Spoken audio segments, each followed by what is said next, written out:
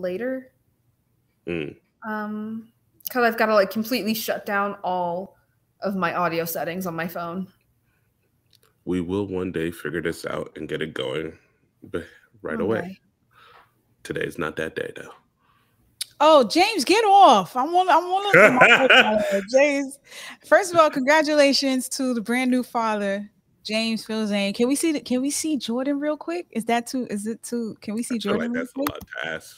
To just put his no, name we can't see Jordan. No, she sleep. All right. Oh, there go Jordan. Hi, Pooh. Patty, you are so what's the first thing you're teaching the kid? Sailor Moon? I feel like you should start with the 90s classics, but that just might be biased. I mean, it's his kid, so I'm guessing he's going Dragon Ball Z more than anything. Yeah, he's going Dragon Ball Z. James is going Dragon Ball Z before anything. He's going Dragon Ball Z. He could start with some taste. He said if it was a boy, he was gonna name it Vegeta. What, you got a little girl? Yeah, he got a girl. Start up on the Precure series. There's so many seasons of it. It's almost like starting One Piece. Yeah. That Precure, pre-tier. Nah, James, just start her off with Sailor Moon first. Don't make her toxic. If you do that, she's gonna be eating Cheetos and takoyakis in the morning with high C. Look at her.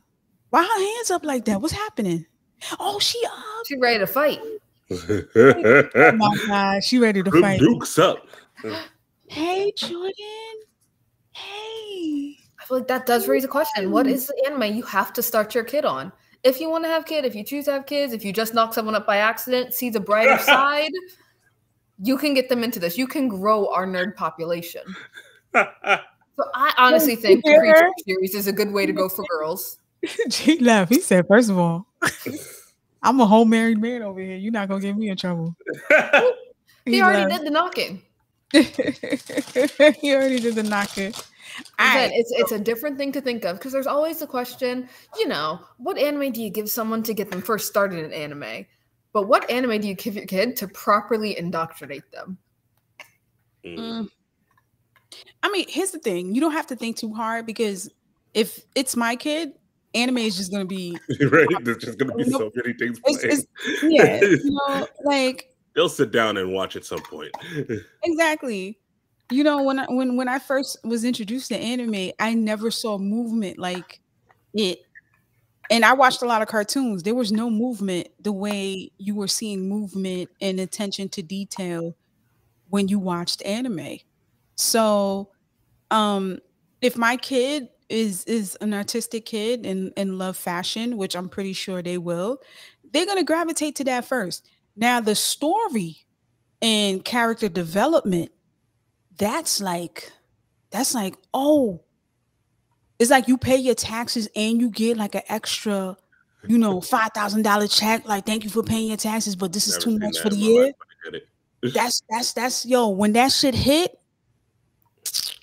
that's like anime. Oh, we got a good question. What anime will put a newborn to bed at night? Oh, can we get started? I think Healer Girl, that's coming out right now. The musical anime where they're just singing soothingly the entire way. It's all lullabies the whole time. We could talk about that trash Netflix had. That definitely put me to sleep. The vampire shit, Vampire in the Garden, that'll put anybody to sleep by episode 2. If you're not there anymore, there are too many things exploding. Nah, you're going to sleep. You're going to sleep. Yasha ending, that'll do it. I want the full episode to have plenty of music. So maybe like a Kono Oto type deal. Or Kono Oto's damn good. They're going to be awake in April. They're going to be awake. Let me tell you something. If I have a kid and they fall asleep to either Kono Oto or Your Lie in April, I'm disowning said kid. I don't need it. All right, it's not mine. All right. First off, I'm questioning paternity immediately because that's not my kid. It don't make no sense. No, I don't think let me see. Putting kids to sleep, you can't do Inuyasha because soon as the ending comes on, that shit, for some reason, the volume, you don't hear none of the characters' dialogue, but as soon as that shit blasted. You ever see an infomercial? Every time you go, away. The song is "Tell Me How Am I Supposed to Live Without You." Yeah, I used to love that one. I loved waking up to that. Yo, It was great. That let me know I had to go to the bathroom. That let me know I had to go to the bathroom. We can't forget the classic. Here and now. I promise to love. Yo, right out the window. Stop. I hate my kids have to have taste. That'll put a kid to sleep. But you know, there are some anime that are just so soothing. You zen out while you're watching, like Daimon going on right now. I trust that to a kid. It's a fantastic show. It's just very soothing. Nothing's too stressful. It's just good things happening. You know what is I could see like a under 10-year-old not really enjoying Daimon. We're not talking about enjoy. We're talking about putting them to sleep at the end of the evening. That's what I'm saying. Is I'm sorry, if you enjoy it too much, you're not going to sleep. Yeah, you're not going to sleep. You got that dilemma where it's just like, okay, let me get one more show, one more episode in. You know what I mean? You don't want to do that. The next button doesn't work, and then you cry and go to bed. Oh, that'll be a problem. Because if your kid gets into One Piece, because I feel like I'd introduce my kid to One Piece at maybe like 5-6 years old, just so they have plenty of time to get through it 2 or 3 times. And if they tell me at 2 a.m. on a school night, hey, can I do one more episode? I'm going to say yes. And say, like, do you need some Mountain Dew to stay up? I got you. You're making the correct life decisions. Yeah, no. I expect my kid to live pretty much the same life I lived. All right. Yeah, you'll do your homework on the bus. All right. Like, you'll get to school. You can nap in class. All right. That's what it's all about. Okay, so I wanted to say this for the show, but since Bree mentioned One Piece, I feel like it's essential for us to talk about this. So, ladies and gentlemen, Oda has just announced that after he finished, I'm assuming he's finishing Wano. After he finished Wano, he's going to take a 1-month break so he can conclude the saga. Now, it's not indeed, like, it's not clear if he's going to finish the last arc, because it was implemented that he said saga. So now, if you know saga is multiple arcs in the saga. Right? Yeah, for example, like the Wano saga was all the way from Punk Hazard through Dressrosa, through Whole Cake Island, through Wano. So that was a single blocked saga. So it's unclear. Like, I feel like it can't just be a single more arc because there's too much we have to do. First of all, what's going on with the I think the warlords that are getting taken down. So the government still can't wait to see the poor bastards who went after Mihawk. Yeah, we got to get to Raftel and actually find One Piece. There is too much for them to do in just a single arc. It's got to be multiple arcs, I'm thinking. So, wait, real quick, sidebar. We missed the Shonen Pump party that we sponsored. So, ladies and gentlemen, you know who was actually there at the Shonen Pump party? The 3 admirals. The 3 black guys that cosplayed the admirals. That's dope. When Kevin told me they pulled up, I said they pulled up to our party. First of all, they live in New York. Yo, this is I can't fathom. Like, you serious? You pulled up? Well, hopefully they pull up to this party. Because, ladies and gentlemen, Black Ramen's doing another karaoke party in July 1st. Yes, you heard it here first. July 1st, we're doing another karaoke party. It's going to be at Brookland. It's going to start at 8. I promise it's going to start at 8. I promise you, because I'm not trying to it's starting at 8, bruh. It's starting at 8. Get your tickets. The link, you know what? Our last post has the QR code. Hit it. Now, don't pay attention to the flyer because Darius fucked up and said July 2nd, Friday. No, July 2nd on Friday. July 1st, Friday. That's when we're having the party. So when you go to the site and you buy your ticket, it said July 1st. So don't pay attention to that. That's a typo. I don't know if he's going to fix it. Don't look at me because I'm not. So July 1st. Definitely pull up, go to the karaoke event. We'll be there. We'll be shaking hands, kissing babies, all that good shit. And we're gonna have a good time. Cutoff time is 11 o'clock. 11 o'clock. That means we party, we shaking ass. Karaoke. This time, we're getting to the actual party portion. Our first one, people were so hyped about the karaoke that we didn't get to actual partying. But this time, we're being hard. We got that cutoff. If you don't sign up soon and like claim your spot on the karaoke portion, all you can do is come and vibe. Yeah, just come and enjoy the party. It's all right. If your song not being sung, it will be played. We were way too nice last time, and we wanted everyone to have a great time. And, if you signed up, we wanted you to be able to sing. This time it's like, yo, check this out. If you ain't email us this song, you're probably not getting on this list.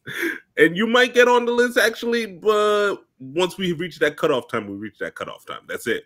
That's all there is to it. All right. Another people want to shake their ass, and by damn it, we'll let them. And another great thing, ladies and gentlemen, you get the chance to meet us at DreamCon. We are going to be at DreamCon. So you could pull up, say hi to us. We're going to be there. We're going to be the loudest one day. I'm not going to hold you. Because it's going to be hot. So every 5 minutes, I'm going to be like, whoo, shit, it's hot. So you know I'll be there. We're going to be there. We're going to be there. Now, if you want to help, because we do have a little, we ain't get the flights yet. We got the rooms. We ain't get the flights. We do have a Patreon. Ladies and gentlemen, you can come to the Patreon, donate $5, contribute for us to be there, because you know what? They need somebody from New York to pull up.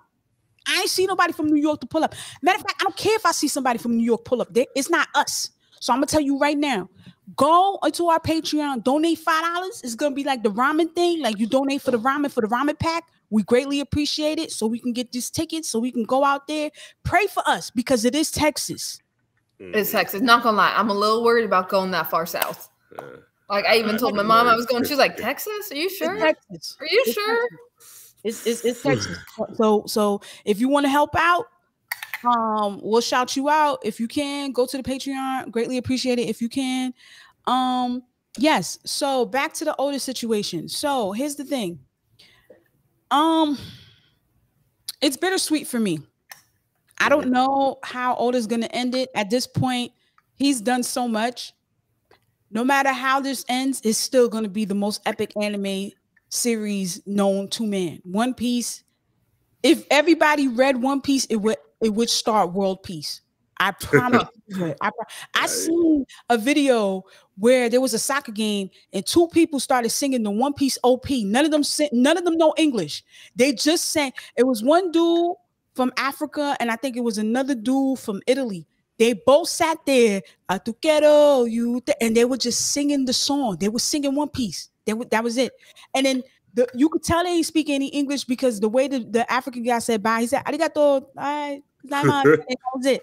I know arigato, the Japanese version, and I know arigato, the anime version. The anime version is not the proper dialect that they use in Japan. That's what he used. And it was epic. So I feel like One Piece will definitely, this is world peace. Well, let me ask you this. Do you think after One Piece ends, people will still be recommending and pushing it hard? Because what I mean, yes. One Piece obviously historically, culturally has had a huge impact. There's a freaking One Piece tower in Japan that they converted from the old Tokyo Tower when they got the Sky Tree. Like, huge historical impact. But will it really be something like people are still going saying, yeah, watch One Piece? Or is it more like Atom Boy? We all know about Atom Boy. We all heard of it. But no one's really saying, yo, you got to go watch Atom Boy. Yeah, but that's like 50 years past its airtime. So in 50 years after One Piece ends, maybe things will move on. But for a good 10, 20 years after it ends, people will still be recommended. Like, I still recommend Yu Yu Hakusho wholeheartedly. I would recommend Rurouni Kenshin, but shit happened. But this is the thing with One Piece. One Piece is no comparison. You can't compare One Piece to any other anime. One Piece paved the way for a lot of mangakas, even his mentor. Like, if you don't like One Piece, it may not be, and I always say this, it may not be your favorite, but it's your favorite's favorite. This series inspired a lot of mangakas to get in their bag and bring out good content and not just be pretty artwork. So that's the thing that One Piece will always go down for. It will always be, it'll be the anime, and everybody's going to talk about it. It's even if it ends, just like Berserk. I feel like even though Berserk was in a hiatus for 25 years, everybody still talks about it. Not only that, the volumes, people are collecting the volumes. I fully intend to own the entire One Piece, every manga. Like, once it is done, I will begin my grand collection. But do you guys think One Piece will get the Boruto treatment? Like, do you think they're going to try to make some spin-off? Because it's such a massive piece of intellectual property. It's such a massive existence. So was Naruto. And then they decided, yeah, we're going to keep going. It's over, but let's not make it over. Even if Naruto kind of got good, do you think there's going to be a spin-off or a sequel to One Piece. Nah, I don't think. Yeah, I think there'll be spin-offs. Yeah, I don't think Shonen's gonna give them what Oda wants. Once he dies, they're gonna be like, "Yo, spin off." Okay, after he dies. But I feel like after Kishimoto didn't have to die. No, Oda is he? Oda has too much control of One Piece for them not to get the green light from him for him to do stuff. Like he's all over the live action, all over it. I thought he was just gonna be executive producer, but he's really all over it to the casting. He makes the final decision. So after he dies, if depending on the contract, if Shonen is like, okay, we're gonna do a spinoff, let's talk about Usopp. I'm not thinking Usopp, but one thing I would actually watch if it happened, One Piece spinoff, same world and everything, maybe during the series, directly after, even a prequel, doesn't matter. But the main character's a Marine this time. Could be fun, sure. Yeah, almost like a Kobe situation, seeing the corruption, but decide to fight within the system. I'd be willing because that's similar enough, but just different. That would give a different perspective on the One Piece series. Because for the most part, we're looking at the One Piece series primarily from the pirates' point of view. And the Marines are often the bad guys. But like we saw with Kobe, they all have those different sides. So I would be willing to watch a One Piece, but from the Marine side. What would it be called? A True Justice? That's a horrible idea. That's like, why would I want to watch Crooked Cops? I don't want to do that. We watch them. I'd say that too, but they got Kobe. I mean, he's a crooked cop. Kobe is a Marine for a whole different reason. That's what I want to see. Someone a Marine for a whole different reason. I don't want to be a pirate, but I want to fix this crappy system. And how? Because I'm going to beat up all the other Marines till I rise to the top, and I'm going to take over the system. So he's going to get thrown in jail for insubordination? Is that how this show goes? They become a pirate halfway through? Thrown in jail? I'm just saying. Garp is just overwhelming. Garp ain't start acting up as far as I know till Gold Roger, and he was the only one who could take him, so no one could say shit. I would say from the perspective of one of the revolutionaries, but I have a feeling by the end of One Piece, there won't be revolutionaries anymore because they'll take down the world government. You think if that's the case, they could do a prequel. We can actually be in Gold Roger's ship. Or what? Or I would watch that. I would definitely watch that because then we'll finally find out the root of One Piece. I mean, we are going to find out the root of One Piece, but the way he sees it, for him to laugh like that, I want to laugh too. Let's see what it's about. I'm convinced Luffy will probably see it the same way. Gosh, what is One Piece? It's a power of friendship. We all know that. Stop it. No. I mean, there's 3 elements that he has to get to One Piece. That's too much shit for you to get the power of friendship. I know, and it can't just straight up be money, because then Nami's the only one that would be excited about that. It can't only be some historical record, because then there's only 2 or 3 pirates on the crew who really care. Spoiler, if you haven't catch up to One Piece, because one of us is going to slip by the time we're discussing this. That's just a heads up. But there's Ramen. She'd be interested. The new Straw Hat might be interested in figuring out what happened to the Void Century. Frankie might be lightly curious, but not all that. I think that's what the One Piece is tied to. I think it's so profound to the point that it's so big that's why the world government was like, nah, we gotta Men in Black this shit. Where's the pen to everybody? So I feel like it has to be deeper than the power of friendship. It's definitely not the power of friendship. Maybe it's a hidden secret that can take down the entire government and send the world crumbling. Yeah. I think that kind of thing. That would make Roger laugh, some super ultimate piece of blackmail. And I'm here for it. Could he use it in the last year of his life?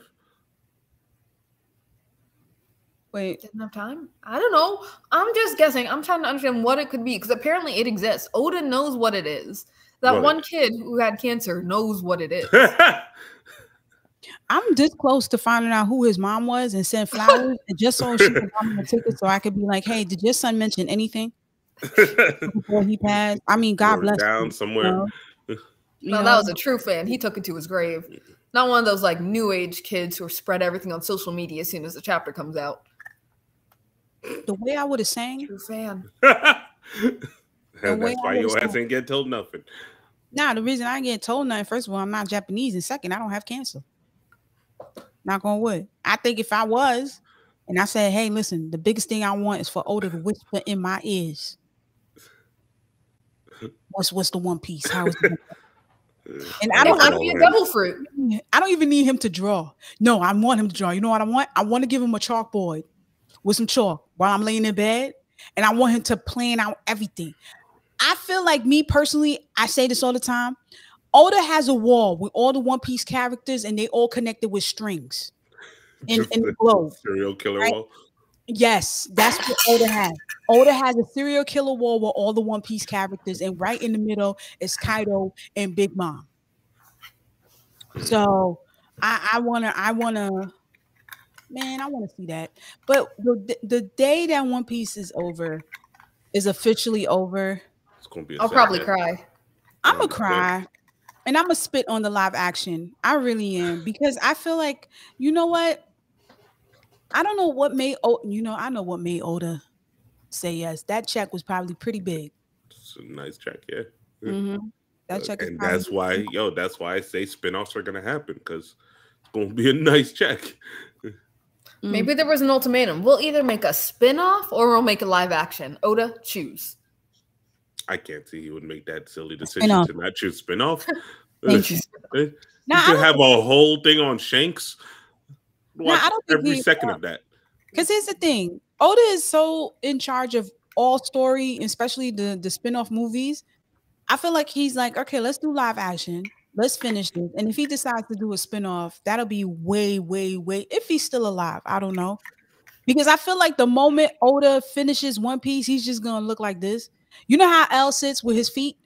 I feel like Oda's gonna sit like that and have nothing. Exactly. I feel like Oda's gonna sit like that and he has nothing to look forward to. And then he's just gonna go crazy and he's gonna come up with something. And then that's when he's gonna come up with something just as good as One Piece. And then he's never gonna finish it. Why? God forbid, because he passed. Because he put this is kind of like, this is his life's work. He has done good. Mm-hmm. He no longer needs to do anything else. He doesn't need to do anything else. How do you even have more in your brain after the entirety of One Piece? We got a request. Somebody said sing the song from what's his name? Yo, bro. We'll sing that song. I read the manga. That's not yo. We said karaoke night. We'll get there. Yeah, Binks Sake. Sorry. Yeah, that's what it's called. Sorry. Yeah, we'll sing it in karaoke night. Dang, but if y'all sing it, what you gotta do is everyone's gotta start it together, but then person by person, you guys have to die till it's one person left with the mic. If you're gonna sing it right. If it doesn't hurt by the final verse, you're not singing it right.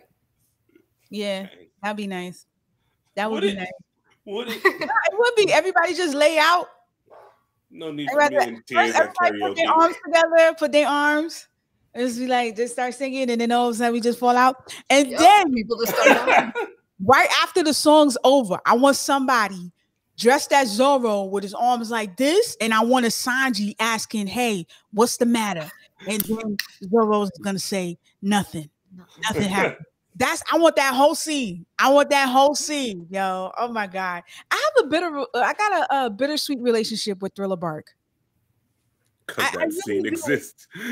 Not just because that scene exists. I feel like at some point in that arc, there are elements that just dragged for me, but there was so much useful information that even now is relevant. The fact that we saw one of Big Mom's kids there, that was big. The fact we saw the nigga with the paw fruit, that nigga, infamous. I feel the same about Skypiea. It felt too long, but like they taught you so much. Like that was our first introduction to what hockey could do. The idea of the poneglyphs. That was the first nigga with hockey, right? Mm-hmm. Yeah. And we started to learn a bit more about Roger and his travels. Like we knew Roger existed from, I think it was like Rogue Town or something. But like this is one of our bigger glimpses into Roger, like people who know him and who knew he was there. That's how it's not exactly a fun arc. I don't know. I'm not a fan of Skypiea. I'm not. You know, my biggest, my favorite arc has to. I always say this is Dressrosa, and after that is Whole Cake. I love when Big Mom says wedding cakey. That's and then Dressrosa, even though it was next to Wano one of the longest arcs.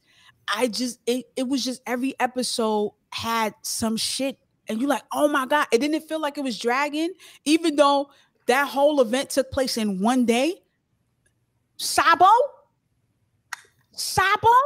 yo, when they did, first of all, the fact that they had him with the what's that shit? When Sabo came on screen and they made Luffy CGI, when he just with the face like that with the beard, I was like, oh nah, you got to like you said. Dressrosa was jam packed with emotions. It was good, but the escaping from Impel Down, I like that more. And the whole rescue Ace arc, because even though I knew what happened to Ace, I knew I was spoiled. I was sitting there thinking he's gonna make it.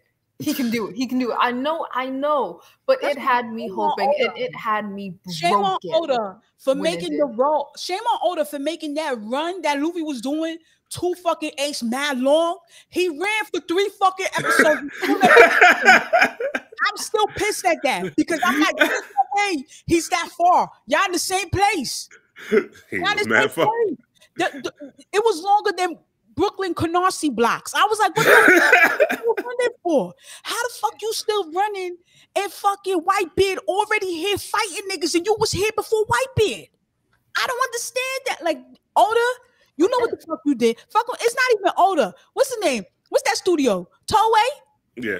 That's why y'all shit got hacked in the first place, because y'all do stupid shit like that. It's gonna take 3 fucking episodes for Luffy to get what the fuck he gotta go when he's in the same fucking spot. The same spot.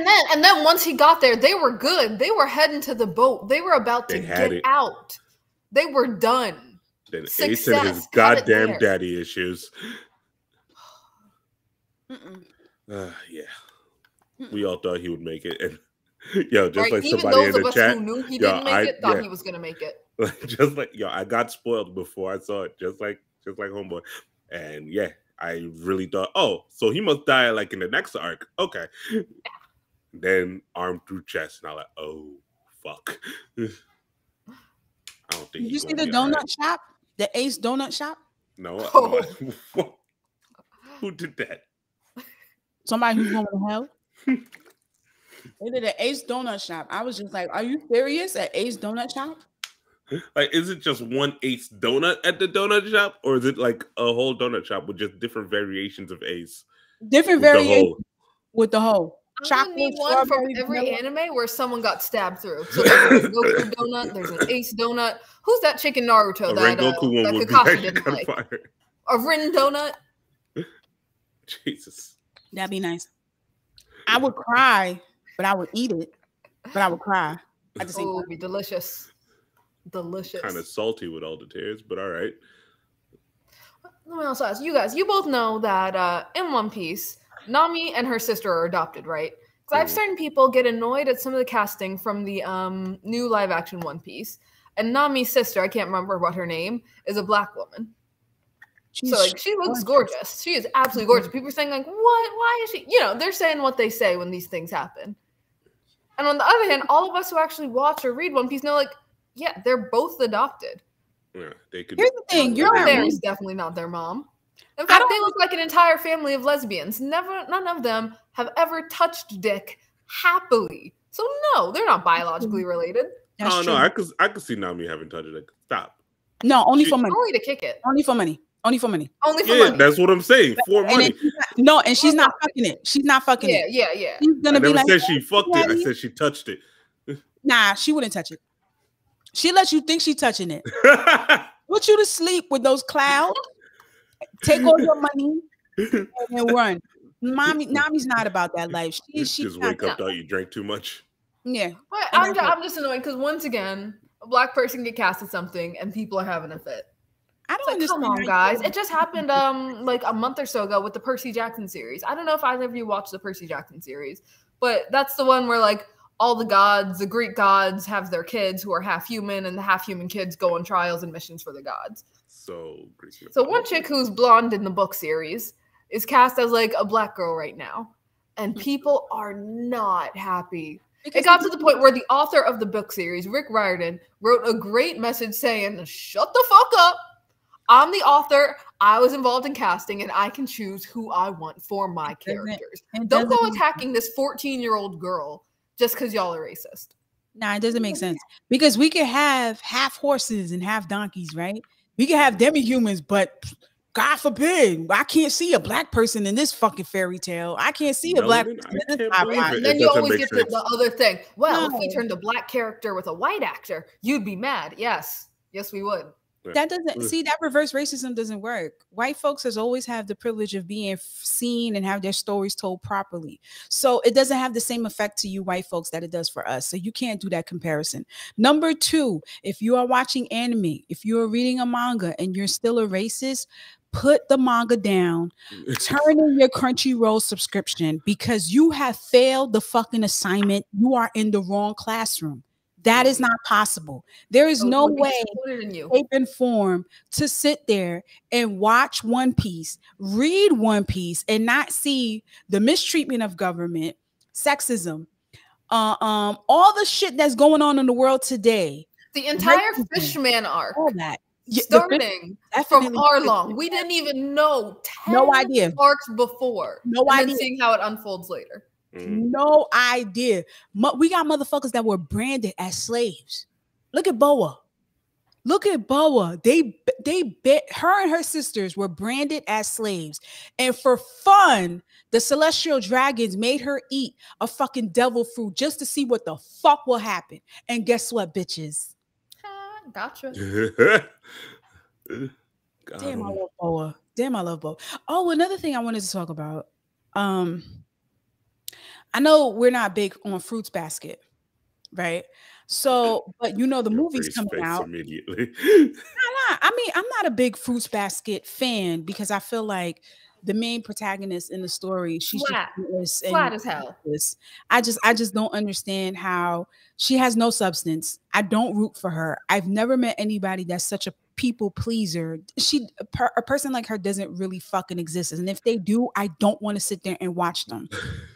I really don't. That's not the highlight. But everybody else, if you love Fruits Basket, by all means, continue watching it. My issue with Fruits Basket right now is the fact that we are having a prelude movie, and we talked about this before, but it's really coming out, where the protagonist's story about her parents, how they met. Mind you, the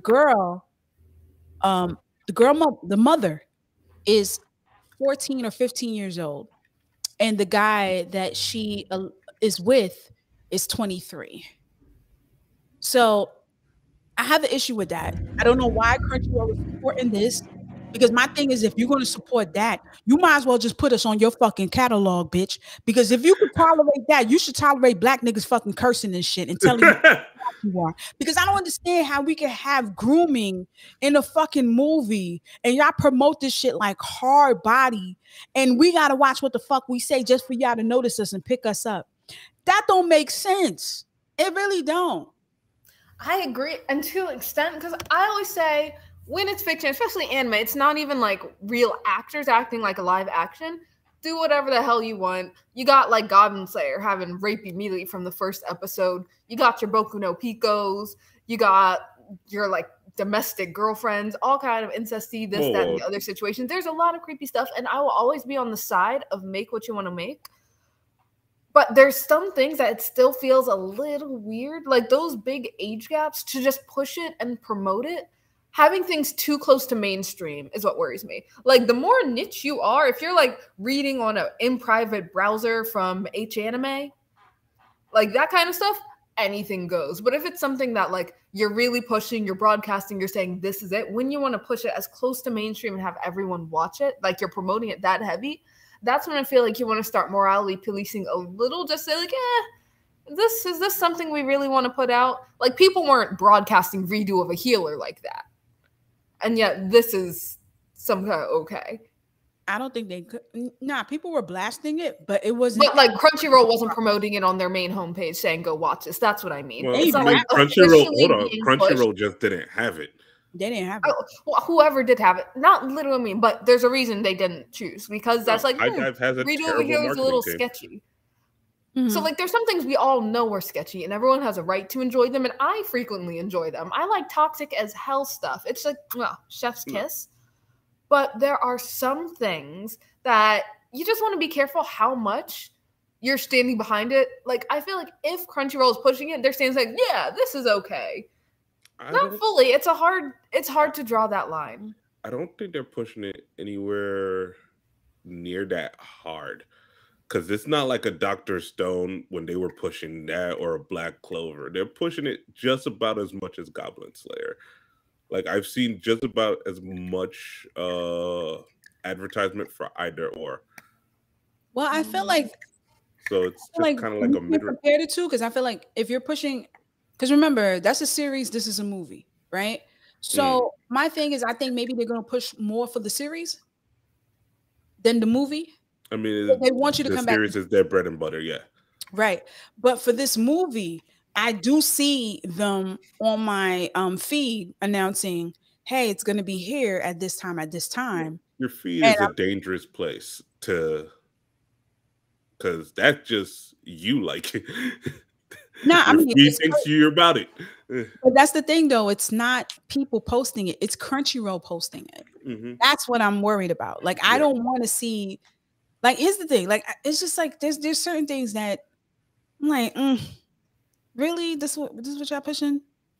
I love at the same time. Then I guess it's popular enough that they decide it's worth it. They think it's good, so they're promoting it. But y'all love that Fruits Basket nonsense. Therefore, we're going to give you what you want. Not only that, they already paid for it, so they gotta make their return. So they need people to watch it. So it's not the shadiest thing. It's an age gap, but it's a bad age gap. It's terrible. I mean, but like it's not. I don't even know what to say. It's not Super Lovers level of messed up. Nah, I mean, the fact that she gets pregnant while she's in high school, that's one of the reasons why she ran away. I don't know. I'm just so like, this guy knocks up an underage girl. Yeah, pretty much. This is not a good show. I don't, if you are a Fruits Basket fan in the comments, can you explain why? And if you've like seen or liked this prequel or read it, there's something we're clearly missing here. Again, this is mainly my fault. I've been like spewing Fruit Basket hate from day one. I'm always ready to I watched it. Fruits Basket, but I'm genuinely asking, why? I watched it. I watched the remake. I watched the original. I didn't finish it. I watched up to 7 episodes of each. Dang.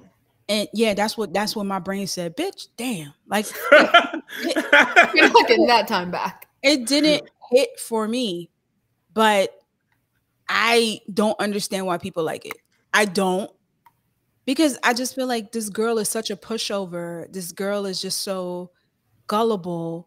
Like it's like the Holy Mary tropiest of the shoujo girl tropes.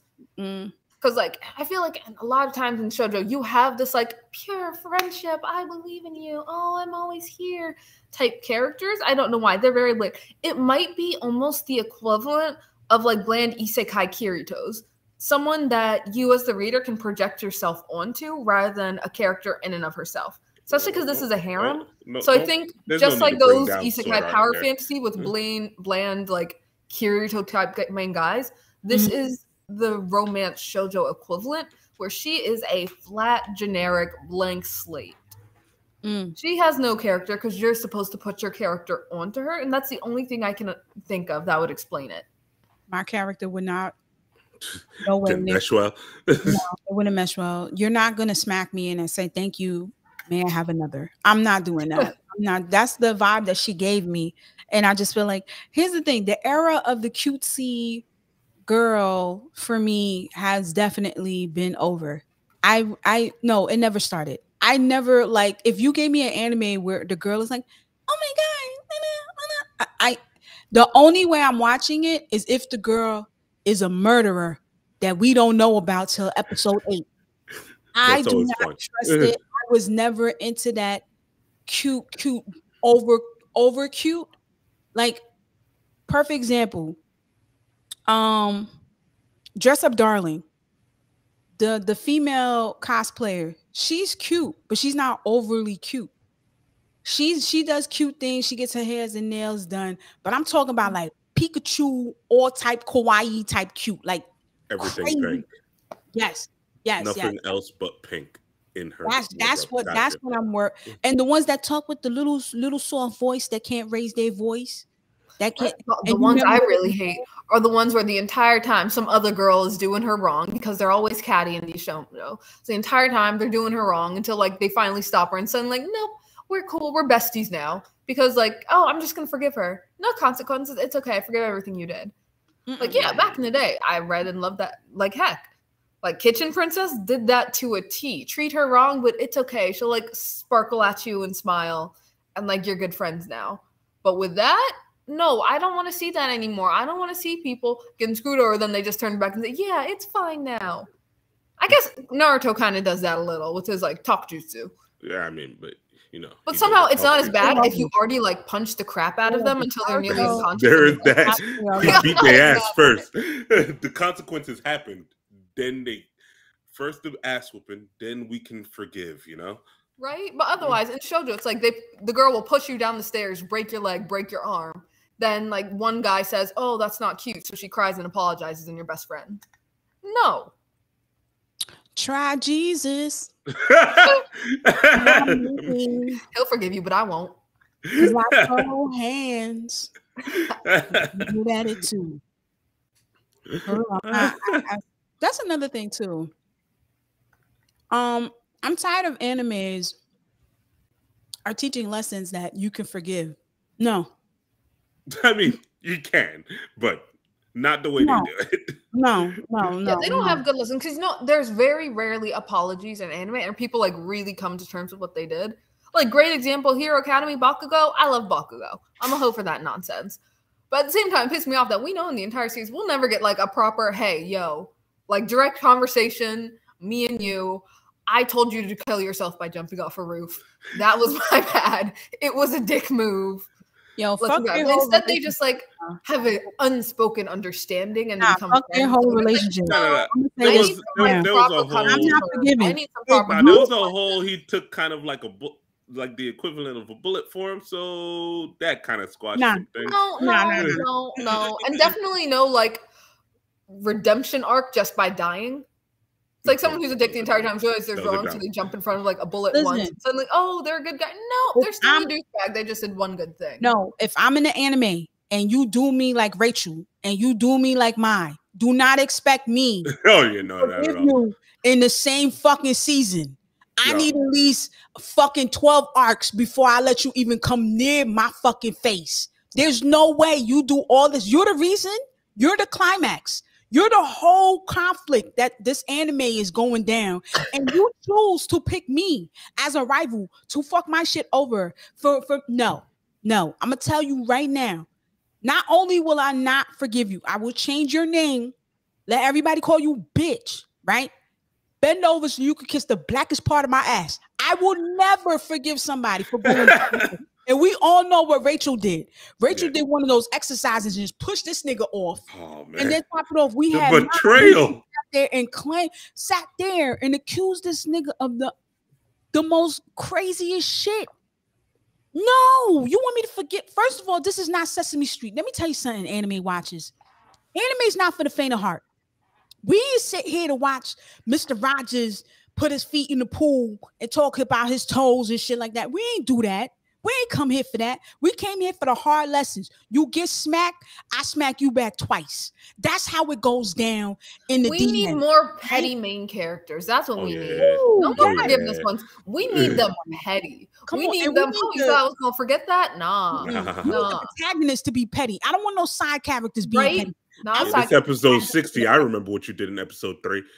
That's why Redo of a Healer had us for a while. Even if we didn't finish, we were just so satisfied seeing like, wow, I'm still on it. I watched the whole thing. Okay, I'm reading it. No, I'm reading the quality just wasn't good enough. But I want more petty. I want more revenge stories. And not like them slowly letting go of their revenge and realizing they might have been wrong. No, following through. 100%. I want to eat. I want to sleep revenge. I want to revenge. I want my hockey to be based on revenge. I want my only powers to work only when I think about crushing your face and your family. I want to come to your birth village, blow up everything. I want the church that you was baptized, the hospital that you was born in, and blow that bitch up. I want to sit there and do this before I even put hands on you, but yet grab you, make you watch me do this shit. Then kill you, then get redo a healer, heal you back, do it all over again, and then kill you. Then I'm satisfied. Then I could say, you know what? Maybe I did it too much. Right? Maybe I should. Maybe that was a bit much, Patty. Now it's time for forgiveness. This is the company. After that, now I could cleanse my soul. I'll be all right. Cleanse my soul. But until then, no, I want a good fucking revenge story. And you know what? Growing up, when we watched all these series and these shows, you rarely get the good revenge stories. Because guess what? When the protagonist really has the opportunity to get theirs, everybody starts looking at them like, wow, I can't believe you did. Were you not here? Or they do some of that nonsense. I'm going to be the bigger person and walk away. No. You can be the bigger person after you whoop that ass. So consider. That's what we need. Had it. No more like be better. No, I'm not going to be better. I'm not going to be good about this. Like literally, I'm racking my brain. I can only think of one show that went through with it, and that's 91 Days. Black Butler's getting there. Nice. Anything else? It's taking too long, but I enjoyed the ride though. Black Butler got my money. Enjoyed the ride. Massacre. So who killed my family? Oof. Yup. But that's what we need. We don't need to just be nice anymore. Because back when anime was still like more younger demographics, because I feel like in recent times they really have like started setting more and more content for mid and older aged watchers. Mm-hmm. Like, sure, it's always been like widely diverse, but it's getting even more diverse and better. But back in the day when it's still like mostly geared toward children, I do see why they wanted that, like, be better, power of friendship, forgiveness. I'm an adult. I am obligated to forgive crappy customers who talk to me nasty. I am obligated to forgive annoying bosses. I don't want to be obligated to forgive the evil guys in my anime. I want them to take out on them who I can't take out on people because I'm now over 18 and I will go to jail. No, I'm paid to take the bullshit of customers and my boss. Not the best paid, but I'm do that. While I'm watching my anime and I'm going through all this shit for free? No.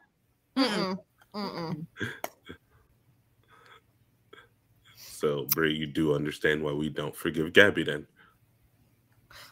Gabby is fully forgiven because she sniped Aaron, and I hate Aaron. Nah. Like, she earned her stripes. No, she has my fault. I'm sorry. I just hate Aaron more than I like Sasha. So in my eyes, she like have a good reason accidentally bumped into someone. Why as compared to like saving the world? Why is it that you hate Aaron? You still don't have a good reason why you hate Aaron. I feel like you just say that whiny and annoying. That's her reason. He finally grew into his pants, but for a long time, he was just not shit. For way too long. I suffered like 3-4 seasons of him being the worst. So you can't like suddenly say, "Oh, he's okay now." No, it's in stone. Aaron was what was Aaron was for. When we watched Aaron, when we watched Attack on Titan, some of us didn't even care if the nigga pulled up on the screen. I want to see Levi and I want to see what's in the basement. Aaron was what he was there for, what he was supposed to be there for, until he evolved and did the shit that he did. Right? I can't say that I hate him. I just said there was other characters like that caught my attention.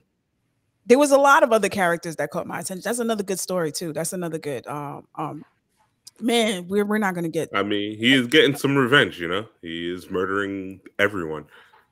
Yeah, but it's just another thing I forgot to tell y'all. Like I'm knee deep in Stranger Things. No, I'm chin deep in Stranger Things. I am now in season 4, and I do recommend you guys to watch it. Okay. It is one of the stories are. This is good. Season 4, I'm not a big fan for. I watched the first really not a big fan. I watched the first few seasons. The fact that I know there's a part 2 of season 4 coming out is what's making me not watch this one. So I'll watch it as soon as the part 2 comes out. It comes out July 1st. Yeah, this is a binge show. It's always been binge show. I refuse to watch it in parts. I can't see.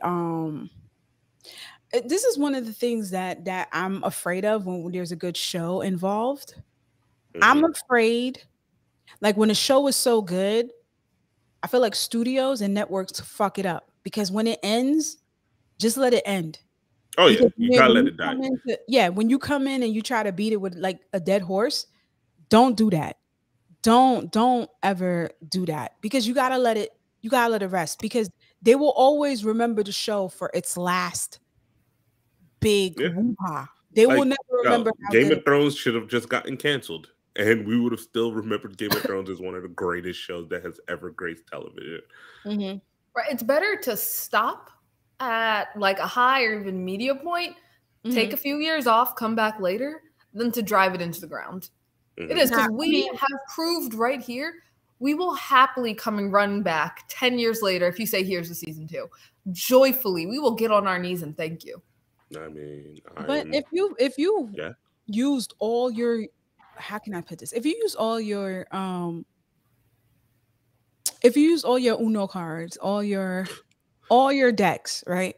And you're 3 seasons deep, it's okay to just go. Yeah, it's done. Really okay to just go. Like, you've told the story you wanted to tell. It's all right. I will not die. Season 4, I don't know where they're going with this. Everything part 2.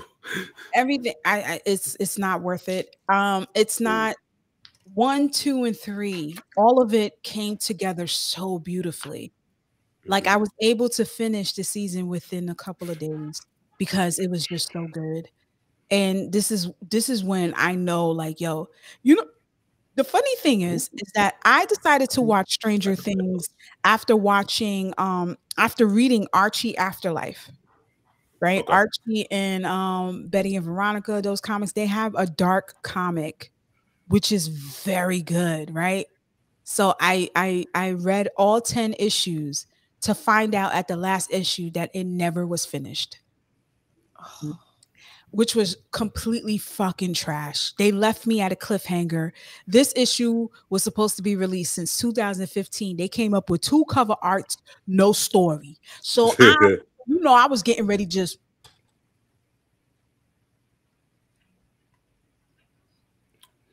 You turned your mic off. Nope. Silent. There it is. Yeah, so I was just talking shit, just talking shit to the editor and shit because it doesn't make sense. It was so good, and then it had gore, it had sci-fi, it was just everything. And then I was just like, let me check out Stranger Things. Boom! It just had me. It was great. It was everything I needed it to be. I'm gonna check out this Black Sails.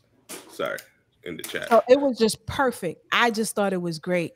And then now we get to season 4. I'm like, this is not giving me what I was getting season 1, 2, and 3. Now, as a writer, it's 2 brothers that are writing this. Now, as a writer, I feel like once you accomplished your story and there's nothing left to be told and it's not connecting and it doesn't make sense, at this point, you have to stop. You have to let it go. We appreciate what you did, and that's it. We'll always remember you for it, but we will hate you when you end it in a way that makes me be like, damn, I bought so much merch because of this show, and now I gotta burn it because you sat there and you made a season 78 that was trash. Like, don't destroy the reputation of your show and make it something dumb just because you want more money from adding another season. If you have written the story you intended to write, stop. It doesn't make sense. It does. Was that show Firefly? It had like 1 season and they never stopped raving about it. Like, yeah, it got canceled, but everyone loves it. It's fine. You don't need to make more seasons if you got nothing left in the tank. Just drop it. It's fine. I will be mad for like a good week or so, but I will not shit on you for years and years to come. I will not touch any project that you have your hands on. Like the niggas who wrote for Game of Thrones, who did that shit, no matter what they touch, I don't care if they tell me it's the greatest movie of all. I'm not watching it. I wrote their names down. I know them. As a matter of fact, at one point when I was touring, I sat there and downloaded a bunch of illegal books that were Game of Thrones related, like epic, medieval type shit, because Game of Thrones had me when I read it. When I found out on my big folder with all the books, them two niggas was in there, I deleted all their series. It was like two of them. One of them is named Hobbs or whatever. I deleted all their shit. Now, later on, we find out that the reason they sabotaged Game of Thrones was because both of them had separate projects that they wanted to do, but they couldn't do it until they finished up this. So I'm just like, who's going to turn into, because it's coming back with a prelude. It's going to Targaryens. Yeah. So I laugh every time it shows up. I don't know who's going to turn up for this. I'm sure some people will. I might give it a try because I saw they have some people. Yeah, they have some black Targaryens that control. That's not enough. That control. You can't just suddenly like pull in a new population because you added a few black people. No, not only is he black, he's able to talk to dragons when their dragons were existed. So I want to try. I'll give it a try, but I'm not going to have high expectations on it. But you have other people that are like, no, you took 10 years of my life, suck a dick. I'm not doing that. Exactly. So that's what happens when I feel like when you don't know when to let go. And if you can't finish it, just let it go. But I get it. They had to rush it. Not to mention, it doesn't make sense. No, listen, it doesn't make sense to sit there and leave the story as is. And then you got the characters getting older. Sometimes it doesn't play out right, especially when it comes to like scheduling too. So I see where they went with it. Does it make sense? No. If you didn't know how to finish it, you should have called. You got 5 volumes that was printed out. You could have went through the volumes, or you could have said, hey, George, how the fuck you want this to end? Because this nigga lied to us and said he got book 6 for 5 years and it never was released. So you could have got an ending from him. You just made one up. First of all, like, John, he's not my Snow. He's not. He's not. After what y'all did to John, that's crazy. They fucked up his whole character. Like, yo, like, and we were rooting for him. We were rooting for him. We was rooting for him. And no matter how bad you changed the story for us readers, we still stuck in there because it was still good. It was still pretty good, yeah. Like a lot of people say, hey, it starts to drop off like a season or 2 before. I'm like, no, it's still good. It was that last season, absolute dog shit. No, it was good. Yo, you know how I know the season was good and they was taking out no prison? They was like, no fucking, we taking everybody out. When you saw that episode, when what's her name? Who's the one that changes the faces? Sansa or Ari? Arya. Arya came and she went to that nigga's crib. That's the blood wedding. That's the first 2 minutes. She took the nigga face and slit his throat. He said, the North never forgets. And she mutilated every single motherfucker. Not before she fed him his kids. Not before she fed him his kids. Like, what? Yes. Yo, that was crazy. And then left one bitch. Was like, yo, tell niggas what you saw here. I was like, yo. This is not something this is how sick they were. You don't start off a show like that. You put that at the ending and then you put the credits. But to start off with that type of first and then top it off, you're thinking like, how the fuck is gonna get better from this? It fucking does. It fucking does. I was just blown away at how amazing. She don't even do. This is how fucked up the shit was. I don't even think she did that in the books. That's why I forgave them. I was like, oh, this is so hard. Like, that was fire. This was great. That's Brie. You want a revenge story? Follow Ari. The way she did that, she said, oh, and I loved it. She whispered. She said, the North never forgets. I was like, yo, as the niggas bleeding out. Don't convince me to start Game of Thrones. It's so good. It is. I mean, that's not what I hear. Nah, just skip the last season. But it's skip the last season. It's really good. I can't even. It was one of the best reads of my life. I sat there and I bought all 5 books. I bought them. And then I didn't want to carry them because at the time the books were so big when they first came out. Because usually is the big thick ass.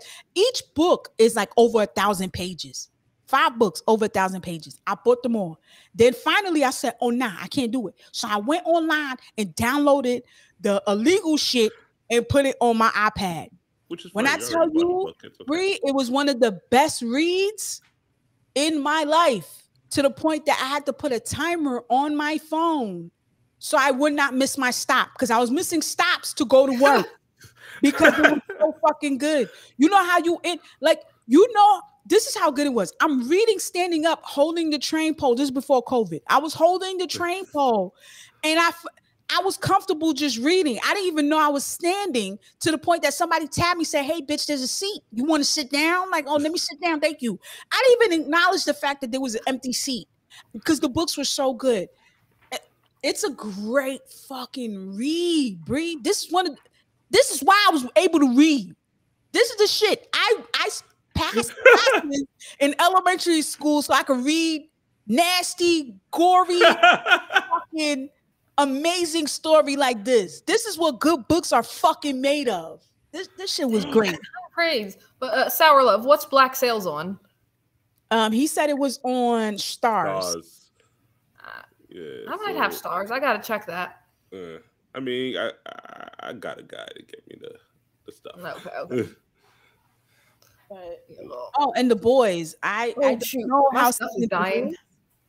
Oh, we're at okay. So now we're 7 o'clock. We're an hour in. Ladies and gentlemen, thank you for pulling up and listening to us live. The sun is just hitting me because right now it's like, bitch, you need to get off, and I'm gonna get off. So to get your tickets on Splash, but we do have a barcode on our latest post. Please check it out. Go buy your tickets. Pull up to the karaoke party. Trust me, by 11:30, everybody gonna be dancing. So it's gonna start from 8. We're gonna sing our songs. We're gonna sing our anime music, and then after that, we're gonna go party at 11:30. Buy your, excuse me. Oh, I'm a little gassy. Sorry. Have fun with us. And it's going to be a great time. So this is our second time doing this karaoke thing. Please. Oh, and another thing, we're going to be at BK Comic-Con, Brooklyn Comic-Con. I'll be there on Sunday. I actually have a panel at 1 o'clock, growing up 90s in anime. So I'm going to talk a whole lot of shit. First, I'm going to ask if I could curse first. So I'm going to ask if pull up. And anybody who wears the old school button down, the Japanese shit, the ones that we had in high school, the ones that, you know what I'm talking about, the old school button down t-shirts, with the Japanese logos on them with the anime shit.